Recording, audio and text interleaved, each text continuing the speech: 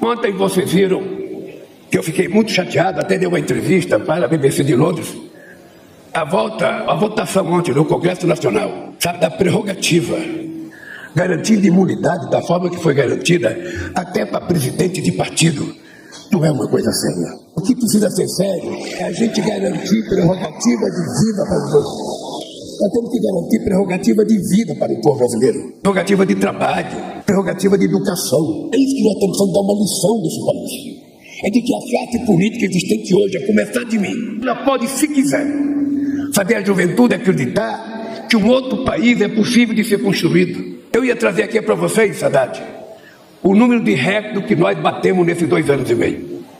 O número de recordes, de tantas coisas que vocês nem imaginaram que ia acontecer. Não sei se vocês sabem que esse país não crescia a mais de 3% desde 2010. O último ano foi o crescimento de 2011. O país só voltou a crescer acima de 3% quando nós voltamos para o governo.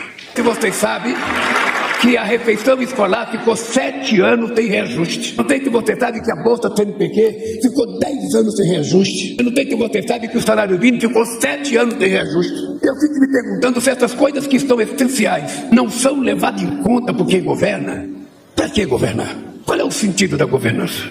Quando você deixa a prefeitura, quando você deixa o governo do estado, ou deixa o seu mandato de vereador, você tem que ter construído um mínimo de biografia. O que você fez? Se você tiver que escrever um livro sobre o que você fez, o que você vai contar se você não fez nada? Então você mente. Eu sou de um tempo, que eu sou um pouco mais velho do que vocês, embora eu não seja tão velho quanto vocês também, em que na época das eleições passava na rua, sabe, caminhão da prefeitura jogando poste, jogando guia, no meio das eleições, para a gente acreditar que ia colocar poste, que ia colocar as guias, sarjeta.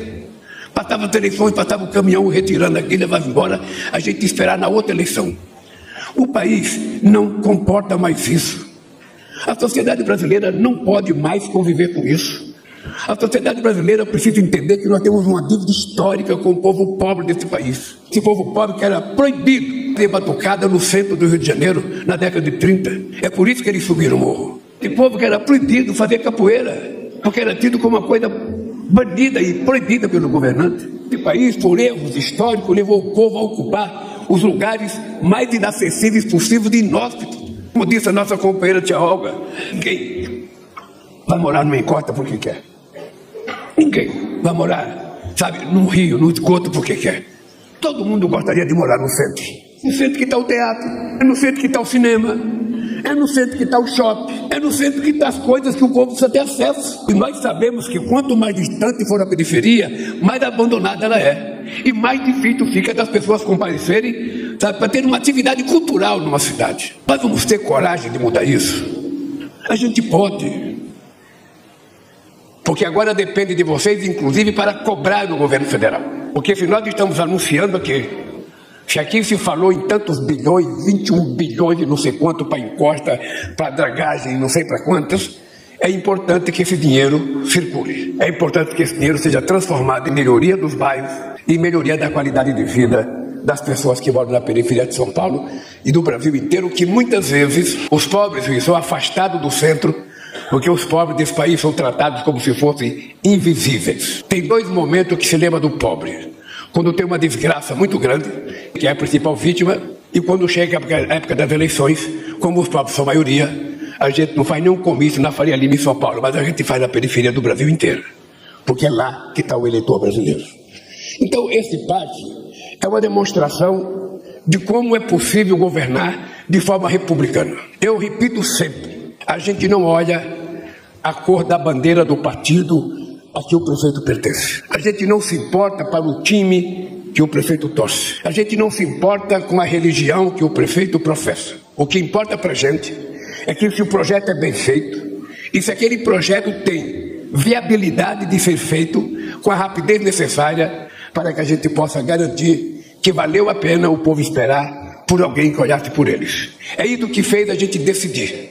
É por isso que eu digo, governar de forma republicana, ontem, hoje e sempre, é a forma mais correta da gente acabar com o politicismo dos amigos. Quando a gente não tem dinheiro para fazer 100%, a gente tem que escolher. E você tem 2 formas de escolher. Ou você escolhe quem é seu amigo e faz com o prefeito que é seu amigo, para o prefeito que é seu cabo eleitoral, para o prefeito que pertence ao seu partido, ou você faz de acordo com as necessidades do povo, com a importância da cidade e com a credibilidade do projeto. É a forma nem sempre eleitoralmente mais importante, mas é a forma eticamente, moralmente e politicamente mais digna de ser feita por um presidente da República, por um governador ou por um prefeito. Dito isso, eu tenho dois discursos aqui. Um é o discurso feito para esse evento e o outro é um lembrete sobre uma personagem chamada Tia Rosa, que já falou, mas que eu vou ler o que falaram de você, Tia Rosa, porque o Montanhão, onde ela mora, é a terra onde nasceu o Gabigol. Exatamente. Aliás, ele fez um belíssimo gol essa semana, um belíssimo gol. Ele fez um gol extraordinário. Pois bem, lá nasceu a Tia Rosa e lá nasceu o Gabigol. Quem sabe já nasceram muitas Tias Rosas e quem sabe muitos Gabigols estarão nascendo se a gente permitir que não morra ninguém por causa de algum incidente climático. Então, a Tia Rosa, ela é nascida e criada em São Bernardo do Campo, moradora há quase 40 anos da região do Montanhão, um morro que abriga milhares de famílias, mas que historicamente, por sua geografia, oferece riscos constantes aos bairros mais vulneráveis que ficam nas encostas. Quem não é de São Bernardo e vai para Santos pela Via Anchieta, vocês não escaparão de passar na frente do Montanhão. É só olhar para o lado esquerdo, logo depois da Volkswagen, que vocês vão ver o Montanhão. E lá tem Montanhão, lá tem Aião, e tem Luraldo ainda. Tem tudo lá. É uma área perto da represa Beliz. É uma área muito bonita. E, portanto, essa gente toda teve a coragem de ocupar esse terreno. Alguns dizem que foi invasão. Mas eles ocuparam porque, na medida que a cidade vai crescendo, vai ficando rica, sabe? Os pobres vão ser expulsos. Os pobres vão ser expulsos. E é como disse o Ricota, sobra para eles, sabe? Ou à beira de um rio, de um córrego, ou que vira depois uma lixeira, ou à beira de um morro, que pode virar depois, sabe? Um símbolo de morte de pessoas, como a gente vê em outras regiões do Rio de Janeiro. Com 53 anos, mãe de 2 filhas e avó de 6 netos, Tia Rosa foi ainda criança morar no Montanhão. Mudou-se com seus pais e irmãos, depois de serem obrigados a sair de um acampamento em uma antiga pedreira. Sua família faz parte da história do território. O bairro dos Cafezais, que fica no Montanhão, não é só chão e abrigo da sua família há décadas, mas também recebeu o nome a partir de pés de café, plantados na região por moradores como seu avô. Como ela mesma diz, sua família ajudou a construir a comunidade. Sua relação de vida com a região fez dela uma importante líder comunitária. Foi sua atividade na Associação dos Moradores, em parceria com coletivos de profissionais que atuam na região, que deu a ela o Prêmio Periferia Viva em 2023. Esse prêmio permitiu que ela construísse a sede da associação. Tia Rosa diz, com sabedoria, que ninguém escolhe viver em risco. As pessoas só querem um lugar para morar e poder viver com dignidade. Mas, muitas vezes, precisam ocupar o espaço possível para então lutar por melhorias. É essa a luta diária de Tia Rosa.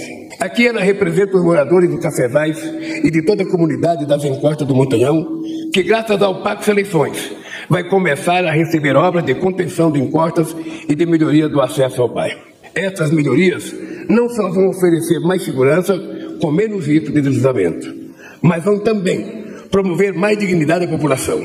Hoje, idosos evitam sair pela dificuldade do acesso ao bairro.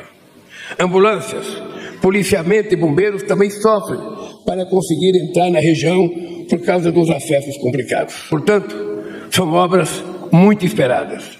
Tia Rosa, nós sabemos que tem muito mais a ser feito para as mulheres, os homens e as crianças do seu bairro. Mas estamos aqui para dizer a vocês que eu quero que você leve esse recado à sua comunidade, que hoje vocês têm um governo que olha para quem mais precisa, que está do lado dos moradores do Cafezais, do Montanhão, para cuidar de vocês com o carinho que vocês merecem. Eu tenho certeza de que o Daniel, Cauã, Vitor, Letícia, Laura e Aldrin, seus queridos netos, assim como todas as crianças da região, terão um futuro melhor.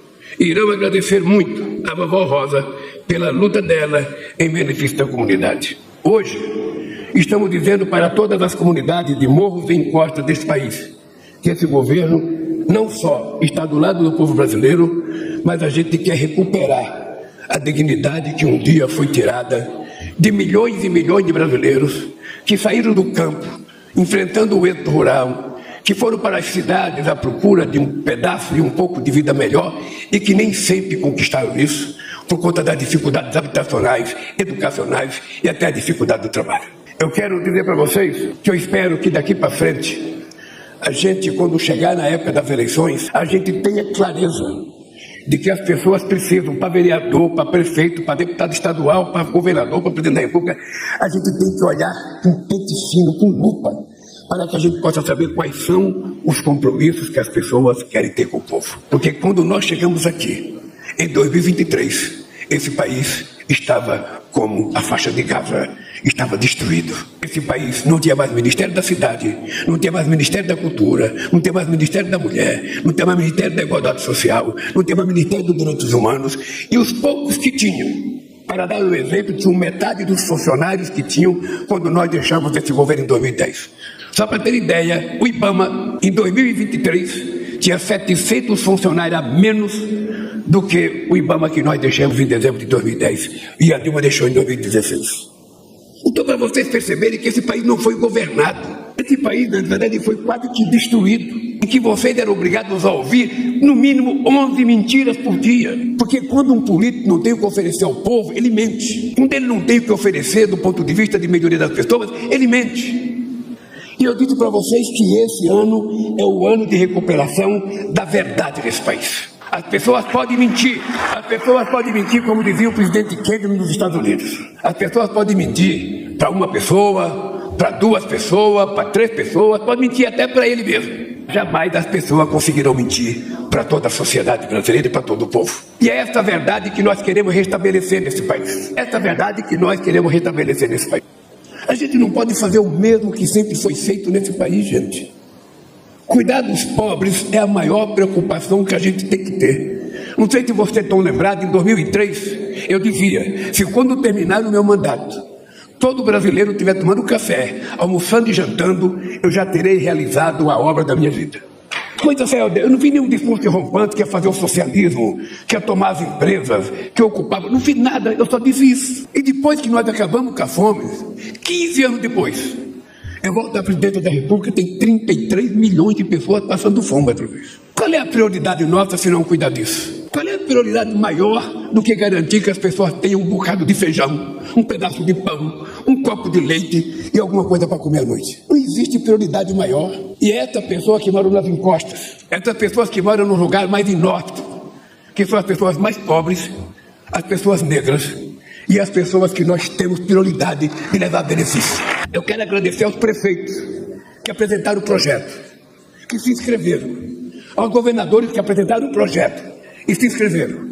Porque o que está acontecendo aqui hoje não é apenas o anúncio de algumas obras. O que está acontecendo aqui hoje é uma aula de governança civilizada, de um presidente da República que não é dono do país, de um presidente da República que não sabe o que acontece nas periferias. Quem sabe são vocês que moram na cidade. Quem conhece os problemas são vocês que moram na cidade. E, portanto, o que nós estamos fazendo aqui é uma lição de humildade, atendendo aos prefeitos desse país, que no frigir dos ovos são o ente federado mais sofrido da história desse país. Portanto, meus companheiros, parabéns, Rui Costa, pelo trabalho, parabéns, Jader, parabéns, Haddad, parabéns, Miriam, parabéns, ministros, e, sobretudo, parabéns o povo brasileiro que está tendo mais uma conquista, e que Deus abençoe os prefeitos e que consigam realizar essas obras o mais rápido possível. Um abraço.